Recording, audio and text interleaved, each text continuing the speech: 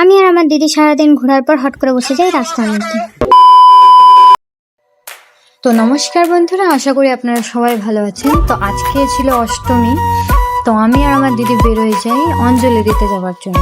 তো দিদির বাড়ির সামনে একটা পূজা হচ্ছিল, তো আমরা ওখানে চলে যাই অঞ্জলি দিতে দেওয়ার জন্য। অঞ্জলি দেওয়ার ভিডিওটা নিতে পারিনি কিছু কারণবশত, কিন্তু এখানে অঞ্জলি দেওয়ার পর আমরা আবার রেস্ট করে বিকালের দিকে রেডি হয়ে বেরোয় যাই ঠাকুর দেখতে যাওয়ার জন্য। তো এখানে আমি রেডি হয়ে গেছিলাম, আমি জানি না আমাকে কেমন লাগছিল, কিন্তু তারপরে আমি রেডি হয়ে বেরোয় যাই দিদি ওদের সাথে। অন্য মণ্ডপে চলে আসি আমরা এখানে একটা ঠাকুর দেখতে। এখানে ঠাকুরটাও খুব মিষ্টি দেখতে ছিল, মণ্ডপটাও খুবই সুন্দর বানানো হয়েছিল। তো এখানে আমি আর আমার দিদি এখানে একটু ভিডিও বানাচ্ছিলাম। তো তারপরে আমরা চলে আসি এখানে অন্যদিকে। তো আমি আর আমার জিজু আমরা সবাই ভিডিও বানাচ্ছিলাম। তো ভিডিও বানানোর পর আমরা চলে যাই আরেকটা মণ্ডপের দিকে। এই মণ্ডপটাও খুবই সুন্দর ছিল বাইরে থেকে, আর ভিতর থেকেও খুবই সুন্দর ছিল। এই যেখানে আমরা দেখতে আসি এই মণ্ডপটা, এই জায়গাটার নাম ছিল হচ্ছে মানিক চক। তো এখানে যদি আপনাদের দেখার ইচ্ছা হয় তো আসতে পারেন।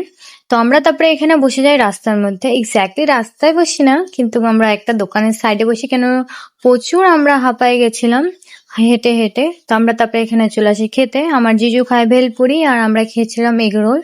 তো ওগুলোর ভিডিও নিতে পারিনি। তো বন্ধুরা, আজকের জন্য এতটুকুই, দেখা হচ্ছে কালকে। নমস্কার।